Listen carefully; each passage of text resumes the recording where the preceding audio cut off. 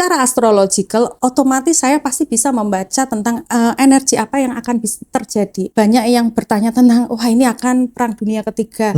Kalau yang saya pelajarin belum untuk di tahun ini. Jadi Saturnus harus transit di Aries dulu untuk terjadi sesuatu yang sangat menggenggerkan. Gak apapun itu pekerjaan, amankan dulu aja itu di tahun ini gitu.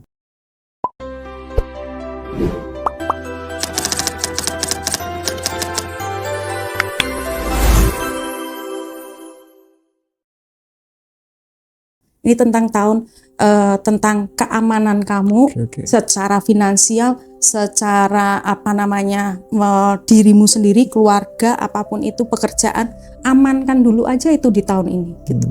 Jadi intinya kita di tahun ini tuh harus safe, bijaksana, membangun pondasi supaya di tahun berikutnya kita lebih siap gitu mungkin. Jadi kalau ngomongin karena banyak yang ini saya tidak mau membahas terlalu panjang tentang politik ya karena memang itu bukan ranah saya, tapi karena secara astrological otomatis saya pasti bisa membaca tentang energi apa yang akan bisa terjadi. Banyak yang bertanya tentang wah ini akan perang dunia ketiga. Kalau yang saya pelajarin belum untuk di tahun ini. Butuh Saturnus transit di Aries di tahun 2029 di 2002 sampai ke 32 untuk itu terjadi karena Aries itu Mars energi perang. Nah ini Saturnus masih di energi Pisces. Jadi ini belum, ini masih dalam Pisces itu pelepasan ya. Jadi ada yang harus melepas, Pisces itu zodiak ke-12 terakhir, Aries itu pertama. Jadi Saturnus harus transit di Aries dulu untuk terjadi sesuatu yang sangat menggenggerkan gitu ya. Jadi buat kita jangan terlalu dramatisir dengan berita yang di luar sana. Rahu di Aquarius kan saya udah bahas tuh di tahun 2025. Orang kalau ngomong digede-gedein gitu ya, tapi itu nggak mengakar gitu loh. Jadi jangan terlalu percaya dengan informasi yang membingungkan, simpang siur. Buat kita sendiri aja untuk gimana sih seven heaven-nya kita gitu ya, untuk menjaga keamanan kita dulu kalau amit-amit sampai di tahun itu terjadi hal yang nggak diinginkan. Gitu. Karena isu-isu kan sudah membuat ketidakstabilan terutama di sektor energi Mbak ya. Mungkin dari Mbaknya punya nggak gambaran terkait ini untuk perpolitikan yang di negara kita maupun secara global? Nah itu tadi Mas, karena aku bukan orang politik takut salah ngomong ya. Jadi aku nggak akan bahas politik. Yang jelas kalau untuk masalah apapun yang terjadi di sana untuk Indonesia masih baik-baik saja ya. Karena yang akan mendapatkan banyak impactnya bukan di area kita lagi. Karena kan ini perputaran roda berputar ini sedang bermain skenarionya. Kalau dulu kan kita udah mengalami itu. Nah ini kan bagiannya Barat nih untuk mengalami sesuatu yang sangat tidak menyenangkan gitu ya. Jadi saya nggak mau membahas terlalu dalam apa yang terjadi secara politikal. Yang jelas untuk perang dunia masih sementara ini belum. Tapi ini adalah kayak bola salju yang pelan tapi akan menggunung gede gitu ya. Dan sudah mulai dari tahun kemarin aku udah bahas. Udah mulai tahun kemarin, ini di tahun ini akan micu lagi. Ini udah aku bahas nih beberapa podcast ya tentang ini. Dan nanti akan terus menerus nanti gongnya yang di 2029 sampai 32 ya. Ketika Saturnus transit di Aries gitu. Kalau ini secara ilmu yang saya pelajari, saya nggak mau melebihi Tuhan, tapi ini berdasarkan ilmu yang saya pelajarin gitu ya. Jadi untuk Indonesia masih oke ya? Masih baik-baik saja, tapi bukan berarti baik-baik saja terus kita juga nggak mau mikir ya gitu. Mbak, kan tidak sedikit juga ini yang bilang bahwa akan ada pergeseran kesadaran global. Secara astrologi Mbak, tanda-tandanya sudah mulai terlihat atau belum? Karena kita juga gerayang-gerayang ke sana. Harusnya ini udah mulai karena Saturnus transit di Pisces. Jadi secara mentally kita itu sudah dipaksa. Perubahan kolektif itu butuh dimulai dari apa yang ada di dalammu. Ya, dalam jadi diri kita, ya? Dalam pikiran kamu, rasa kamu. Kalau dirasa kamu, pikiran kamu masih relate ke materi, apa yang harus saya capai, duit saya kok tinggal segini, ini itu ya, ini masih lama kamu gitu ya. Nah biasanya dan lucunya orang-orang yang mengalami kebangkitan itu ketika Saturnus transit di bulannya, zodiak bulannya, karena di situ ada tekanan. Mereka akan melihat hidup tidak seperti yang kemarin-kemarin lagi. Mereka akan berpikir saya ini hidup untuk ngapain sih? Kenapa ya saya ngelakuin ini kok nggak bener semua? Harusnya saya ngapain ya gitu. Terus tiba-tiba mereka tahu hukum karma secara otomatis. Mereka melakukan sesuatu, aduh, iki aku salah gitu. Harusnya aku nggak kayak begini. Nah ini tanda-tanda kebangkitan. Karena dari situ bukan masa kayak ketakutan ya. Karena kamu kan harus ada tekanan dulu untuk melepas gitu. Kalau tidak ada tekanan kan kamu nggak akan melepas. Nah ketika itu sudah berjalan 7,5 tahun, nah orang itu pelan tapi pasti akan mengalami kebangkitan gitu. Berarti, karena ada sesuatu yang mendorong, memaksa mereka untuk berubah. Berarti yang paling kita harus tahu itu what I can do gitu ya. Apa yang harus kita kerjakan gitu. Dan sekarang saya mau tanya sama Mas Rosi, ketika Mas Rosi menanyakan pada saya tentang masa kebangkitan secara kolektif. Menurut Mas Rosi apa sih kebangkitan itu? Kebangkitan itu ya kita menyadari apa yang harus kita lakukan dengan ya itu tadi kebijaksanaan. Mungkin seperti itu. Ya itu masih awal ya, masih di kulitnya Mas Rosi gitu ya. Jadi kesadaran itu bukan hanya apa yang harus saya hadapi, apa yang harus saya jalani, tapi bagaimana Anda melihat kehidupan ini secara visi dan vision yang lebih luas gitu loh. Anda mengerti bahwa setiap apapun yang Anda aktifkan itu secara energi, pikiran, perasaan, action, ini ada cost-nya, ada harganya yang kamu harus bayar soon or later.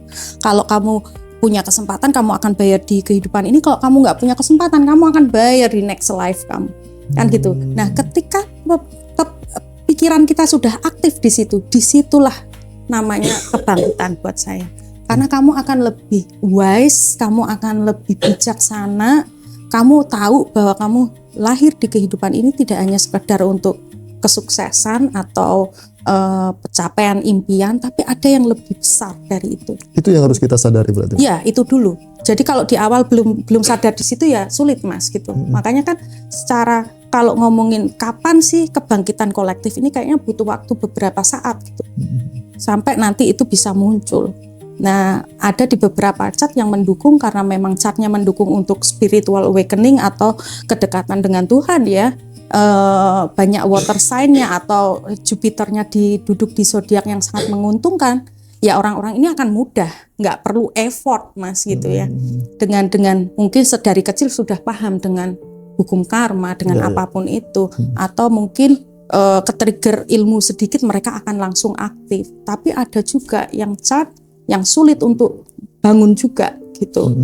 Ya, kenapa? Karena Jupiter itu energi ilahi. Nah, ketika Jupiter ini di zodiak Gemini umpama atau Aquarius umpama, ini akan air sign ya. Nah, ini akan agak sedikit sulit untuk mereka mau duduk dan mendengar. Gitu. Nah, bagaimana dengan kalau Mbak Mona tadi kan bicara karma ya? Bagaimana tentang orang-orang yang melawan karmanya, ya kan? Tapi dia tetap survive dan berhasil gitu loh. Itu seperti ya nggak apa-apa. Ya nggak apa-apa. Kan saya tadi bilang soon or later. Karena semua all about timing. Kalau waktumu cukup, kamu akan bayar di kehidupan ini. Tapi kalau waktumu nggak cukup, kamu pasti akan bayar di kehidupan berapa. Karena banyak yang tanya sama saya, Mbak itu loh Mbak orangnya kayak begini-begini, baik-baik saja Mbak gitu, kan seneng sukses begini, ya nggak apa-apa. Itu kan free will mereka gitu ya. Tapi kalau kita ngomongin kesadaran, hidup kan tidak hanya situ aja gitu. Sekarang bayangin ya Mas, karena semua itu adalah menciptakan karma, termasuk bagaimana kamu menjaga tubuhmu, ini juga karma. Apa yang kamu lempar pasti akan kamu tangkap. Kamu nih umpama di kehidupan ini mau ngapain aja ya sehat terus kok awakku nggak pernah sakit gitu ya. Nanti di kehidupan berikutnya kamu bisa diberikan imun yang rendah gitu ya. Kena ini dikit kamu sakit, kena itu. Nah ini yang aku maksud, pembayarannya itu seperti itu. Kamu tidak jaga ya di kehidupan berikutnya kamu akan dikasih PR untuk lebih ekstra menjaga badanmu. Karena kamu dulu nggak aware dengan badanmu, seenaknya dengan badanmu. Nah ini baru ngomongin badan nih, apalagi tindakanmu, apalagi ucapan kamu, semua kan ada bayarannya gitu. Nah di 2026 sendiri menurut Mbak Mona nih, kita balik tanya lagi, lebih condong ke krisis ya ataukah lebih condong kepada kekayaan baru yang dimana orang menyadari sadar dengan itu gitu. Tahun ini bukan masa krisis, tapi bagaimana Anda melihat peluang baru. Angka 1 new beginning gitu ya. Jadi peluang baru gitu. Saya sekali lagi saya tidak bilang tahun ini tahun sulit, tahun krisis. Saya bilang tahun ini adalah tahun optimistik. Yang harus Anda lakukan adalah ketika waktu itu sudah tepat kesempatan di depan Anda, lakukan gitu ya. Jangan stuck dengan sesuatu yang lama, karena new beginning itu sesuatu yang baru gitu. Peluang yang baru. Terus kalau umpama udah punya pekerjaan nih Mbak Mona, aku udah settle dengan apa yang lakukan. Inovasi gitu ya. Jadi kalau Anda melakukan itu berarti Anda bekerja dengan angka 1. Karena angka 1 ini tentang sesuatu baru, melahirkan hal baru gitu loh. Nah kalau di tahun ini nggak melahirkan hal baru ya nggak masuk di tema angka 1. Ya 2026 akan sulit buat Anda gitu. Oh gitu. Jadi ya memang harus sadar kalau di tahun ini ya new beginning itu tadi. Iya. Untuk menyadarkan nih, kadang kan susah ini untuk kita sadar bahwasanya kok masih begini-begini aja gitu. Ya itu kebanyakan karena denial pada diri sendiri gitu ya. Jadi masih banyak penolakan pada diri sendiri. Kalau saya tuh karena saya menghadapi banyak klien dan dengan banyak tipe ya. Saya tuh sadar dan klien pun juga sadar sebenarnya yang saya tulis di bercat, yang ketika mereka konsul dengan saya, apa yang saya sampaikan mereka itu sudah tahu gitu loh. Tapi terkadang mereka butuh seseorang yang memvalidasi itu untuk membuat mereka berubah. Jadi sebenarnya nggak perlu nungguin orang lain untuk memvalidasi kamu. Kadang duduk ketika hidupmu nggak kemana-mana, coba deh, pasti ada yang salah gitu ya. Jangan denial gitu. Apa yang harus dirubah? Tahun ini kan tahun yang sistematis, disiplin, menghargai waktu. Kalau keseharianmu nggak menghargai waktu, terus cara manajemen problemmu berantakan, ya nggak akan bisa. Gitu. Berarti harus kita benar-benar. Jadi sebenarnya kalau ngomongin yang tadi Mas bilang soal kesadaran ya, itu sebenarnya sudah apa yang harus saya lakukan itu Mas pasti udah tahu. Bener nggak? Bener kan? Kadang udah tahu. Nah ini karena Jupiter di Gemini terus kita gini, wis ra apa-apa sesuk wae gitu lah. Ini nggak masalah sih gitu. Nah itu ada penolakan, ada denial yang belum bisa melancarkan perubahan. Nah nanti kita akan dibantu ketika Jupiter di Cancer. Ini akan menguatkan iman kita lah kasarannya ya. Menguatkan iman kita, menguatkan diri kita bahwa oke, saya harus berubah gitu. Berarti nggak usah ngulur-ngulur waktu ya, kita harus meminit waktu sebaik mungkin gitu Mbak ya, untuk bisa ya itu new beginning tadi itu. Mungkin seperti itu ya. Ada lagi Mas. Kalau dilihat dari energi semesta Mbak, maaf ya saya minum. Monggo. Bidang apa yang paling dibuka di 2026, apakah digital, spiritual, atau sesuatu yang belum kita sadari? Karena banyak orang yang belum menyadari apa ya harus yang kita kerjakan di sektor mana, mungkin seperti itu.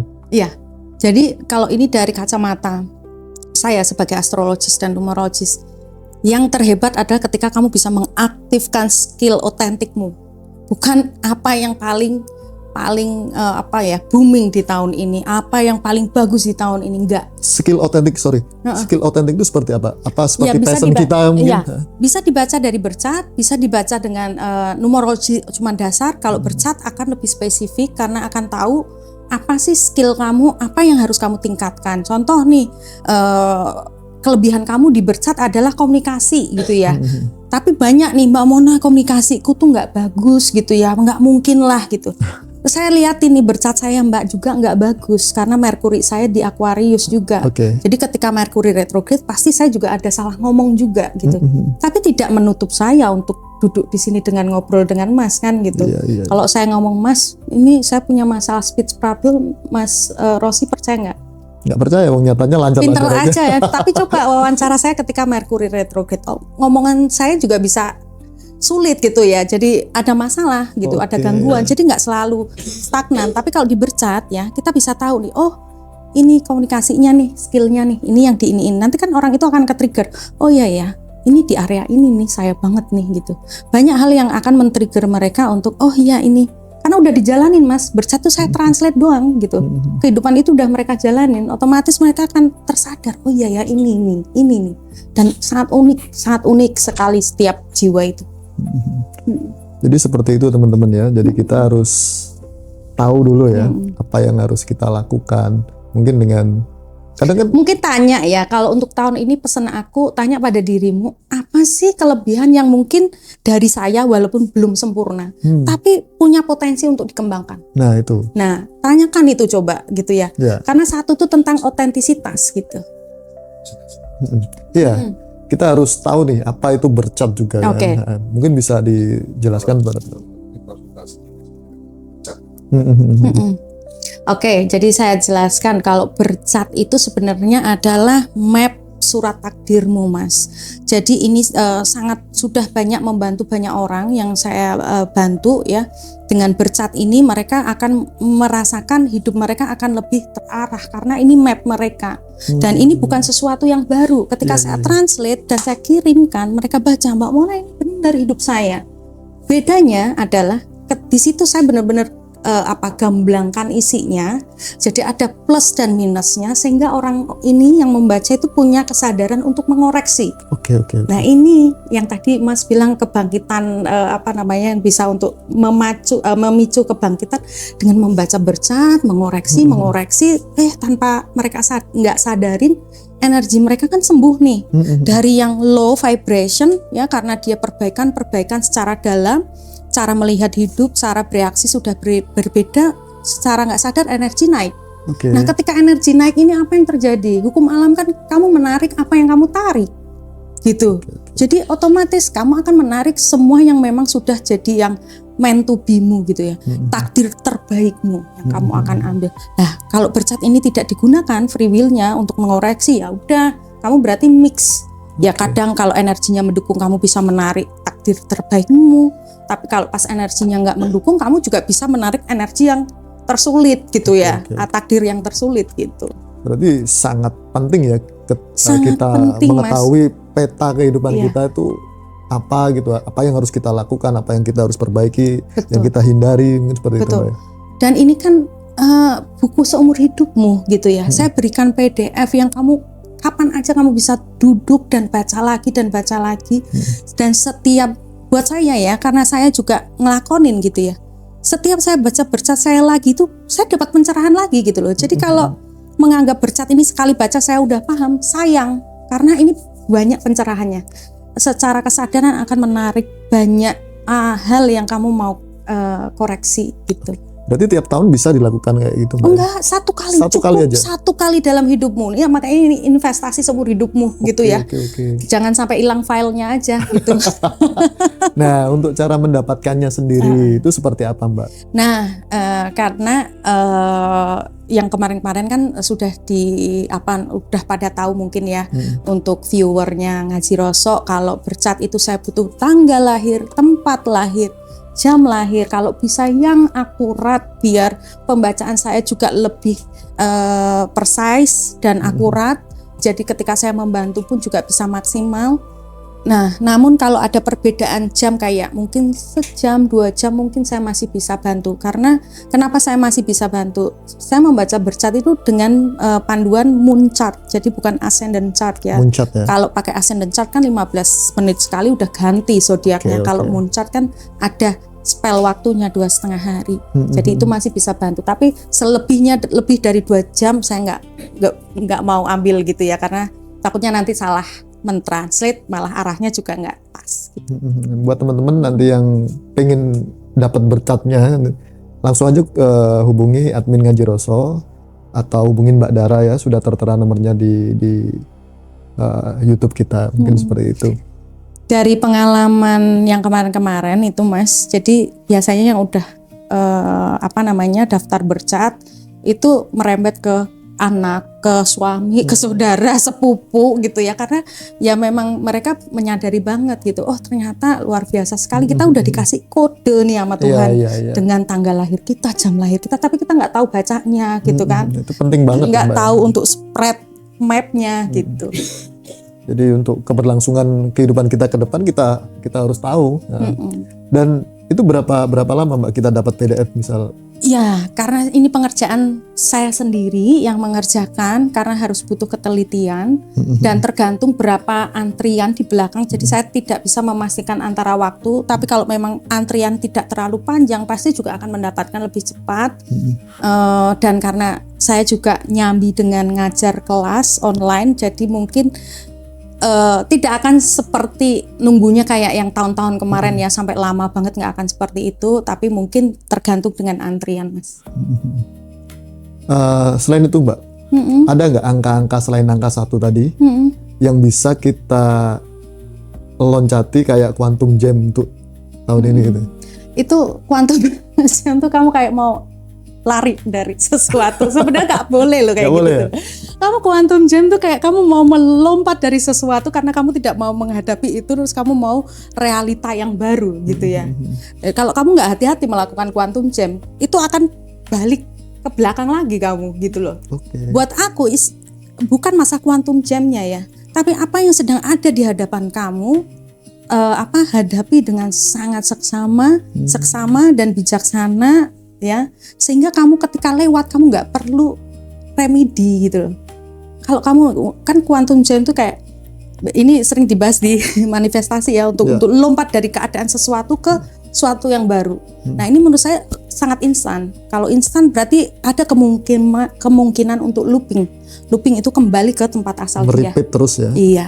Tapi kalau kamu mau mengusahakan dengan kekuatanmu sendiri untuk berubah walaupun pelan tapi pasti, saya yakin kamu nggak akan looping gitu.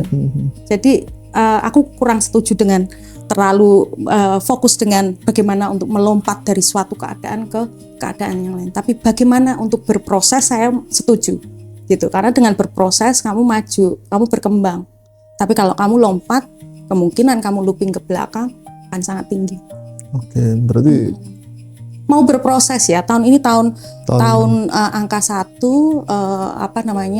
lembaran baru ya, kita harus mau berproses. Lembaran baru bukan untuk sesuatu yang besar, tapi proses untuk jangka panjang, membangun fondasi lebih awal mungkin seperti itu.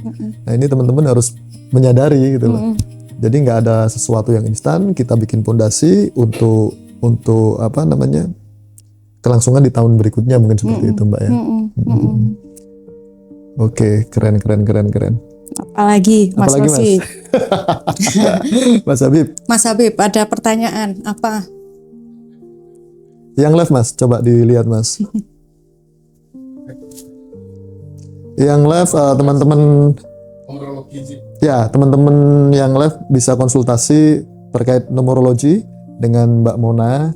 Nanti Mbak Mona akan menjawab pertanyaan-pertanyaan teman-teman. Coba dicari Mas Habib, barangkali ada yang mau bertanya. Boleh, mungkin saya akan bantu untuk angka tahunan di tahun ini. Kalau mau dibacakan secara numerologi, nanti saya akan guide berdasarkan angka tahunan mereka dan berdasarkan tahun ini.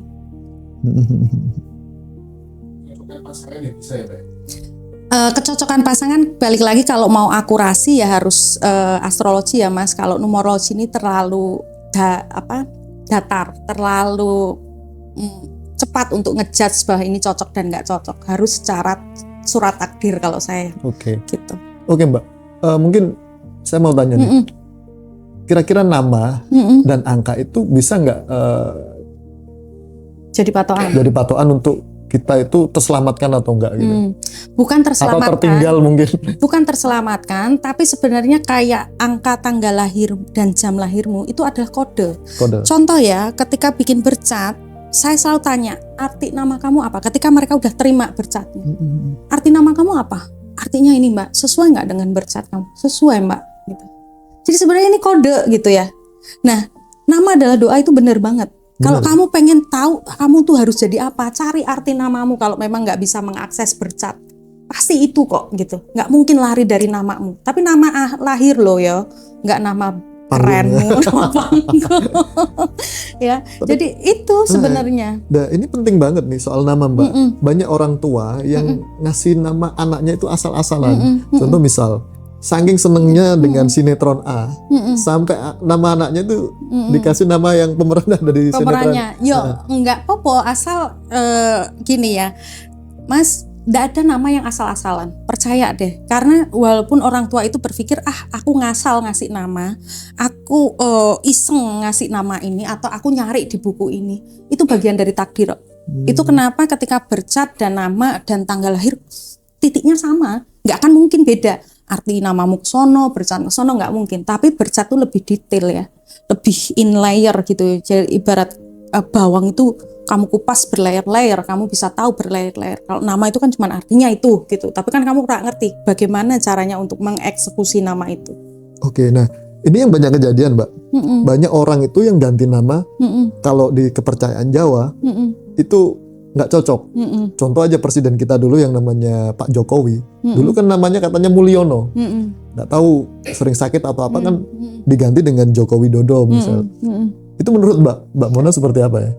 Pergantian nama. Ketika yang mengganti nama itu adalah orang tua Anda, ketika Anda kecil sakit-sakitan apa segala macam, itu masih nggak apa-apa. Yang nggak saya sarankan adalah ketika Anda tidak memahami bahwa nama itu menciptakan angka itu menciptakan energi, dan ketika energi itu tidak sesuai dengan angka lahirmu, nama lahirmu, ini akan jadi bentrok. Ini yang membuat nanti hidupmu seperti di persimpangan. Karena kamu bermain dengan dua angka yang mungkin angka kedua angka ini arahnya berbeda gitu loh. Nggak satu jurusan gitu ya. Nah pesanku gitu, daripada ganti nama, pelajari dulu namamu angkanya berapa. Pahami dulu gitu loh. Jangan langsung quantum loop ya, ganti nama. Karena ada yang bilang begini, punya kepercayaan gitu. Kalau kamu terusin pakai nama itu, bisa jadi kamu nanti ketemunya pas di bulan ini kamu bisa meninggal di tahun sekian, mungkin seperti itu.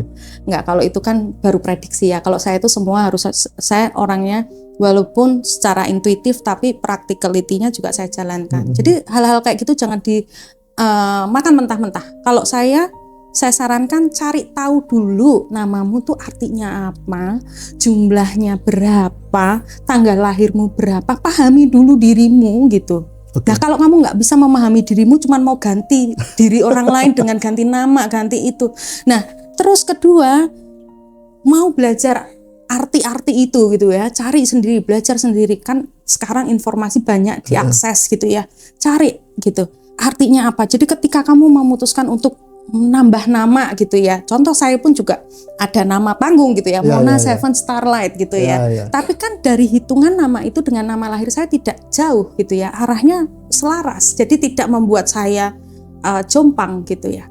Jadi masih oke lah. Kenapa kok saya bisa memilih itu? Karena saya tahu ilmunya gitu ya. Saya nggak asal milih nama, saya hitung, saya sesuaikan dengan nama lahir saya dan tidak bertentangan dengan arah takdir saya gitu.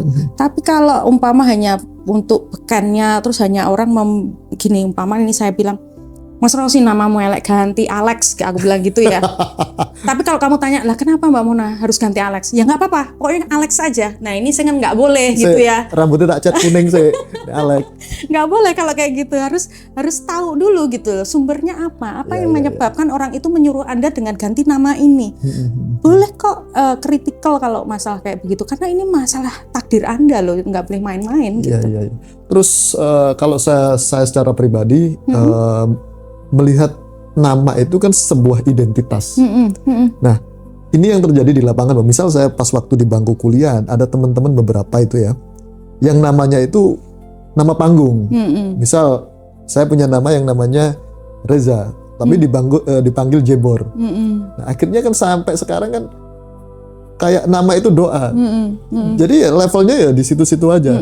Dan itu nggak satu, banyak. Nah untuk menyikapi seperti itu ya ganti balikan lagi ke nama yang baik gitu ya. Berarti bahaya juga. Bahaya. Nah makanya yang aku tadi bilang, kamu ganti nama kalau nama itu satu artinya jelek ya, kamu pakai. Kedua, angkanya bertentangan dengan angka nama kamu yang sebenarnya, ini juga akan menyulitkan kamu. Contoh nih, angka nama kamu kalau di total nilainya 7. Terus kamu ganti nama, nilainya 4 dan 7 itu beda loh arahnya, totally berbeda. Bahkan saya ada klien yang life path-nya 7 ya, dan memang secara bercatnya juga arahnya spiritual. Nomornya angkanya ada 4, tak suruh ganti mas, gitu. Karena itu juga bisa, angka itu juga bisa membuat perjalanan spiritualnya dia mentok gitu loh. Karena 4 bukan spiritualitas, lebih ke dunia wi-nya Kalau nggak salah di Thailand kan nggak boleh angka 4 di Thailand atau mana itu? Iya. Nah. Ya kalau itu aku nggak ngerti kenapa mereka nggak memperbolehkan. Bukan nggak boleh, bukan berarti angka 4 ini tidak bagus. 4 itu punya perjalanan sendiri. Oke. Dan 7 juga punya perjalanan sendiri. Jadi ketika kamu punya angka 7 terus kamu rubah menjadi 4, ya ini akan sulit gitu. Berarti penting banget ya, soalnya saya itu melihat teman-teman saya yang mempunyai panggilan aneh-aneh itu.